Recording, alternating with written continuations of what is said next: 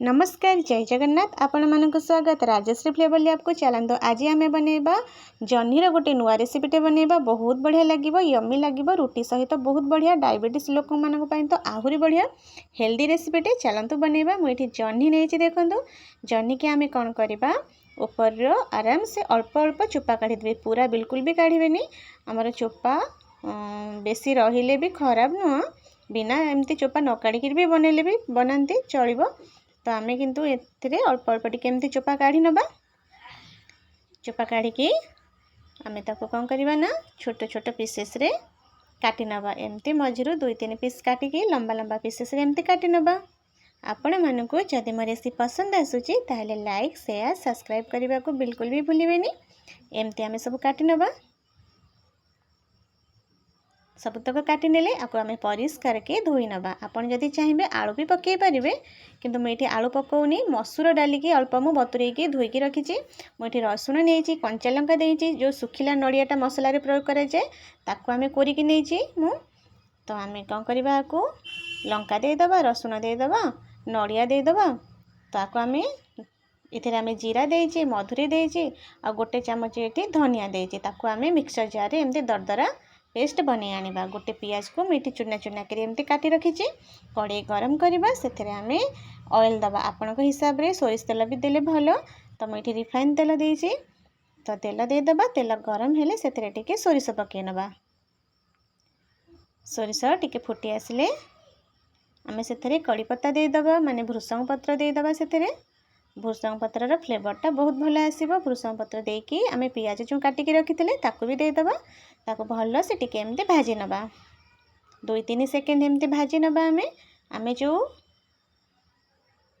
टमाटर टे गोटे काटिकी रखिते तो टमाटर देदबा। ये टमाटर को टिके एमती भाजी नबा तेल रे किछि सेकेंड टमाटर को भाजिला परे हळदी आउ टिके लंका गुंड दबा। आमे कंचा लंका तो बाटीचे तो टिके लंका गुंड दबा आमे। तो से आम जो दरदरा पेस्ट बनईकी रखिले मसला को आमर सेटा हूँ सिक्रेट तार जो फ्लेवरटा थाए ना बहुत बढ़िया लगे। तो सेटा आम देदबा टिके आम कषिबा ताको तेल रे टिके आम 2-3 मिनिट एमती कषि नबा। परिबा आम पकईदबा जह्नी सबको पकईदबा। जह्नी के भी आम मीडियम फ्लेम रखिकी भल से आम मसला रे एमती भाजिबा। मसला रे भाजिबा आ जो डाली की आम बतुरेकी रखिले मसूर डाली की से मु दे देछि। ठीक देखंतु डाली आम देदबा देकी डाली की भी आम सबू डाली परिबा मसला को एमती 2-3 मिनिट एमती भल से हाई फ्लेम रे भाजी नबा। से स्वाद अनुसार लुण पकईदबा। एमती एपट सेपट करनबा। आम बहुत सुंदर रेसिपीटे आपण माने निश्चिंत भाव में ट्राए करंतु। एमती रुटी सहित बहुत बढ़िया लगे भात सहित भी भल लगे। आम ये पानी देदबा गोटे बाउल ये मु पानी दे देची।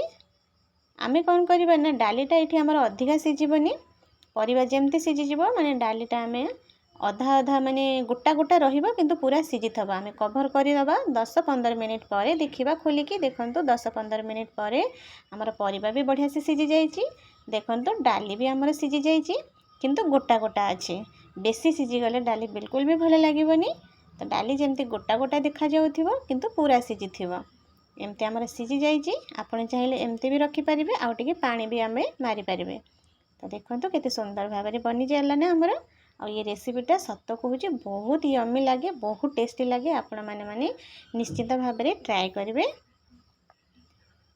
हमर अति सहज बनीगला।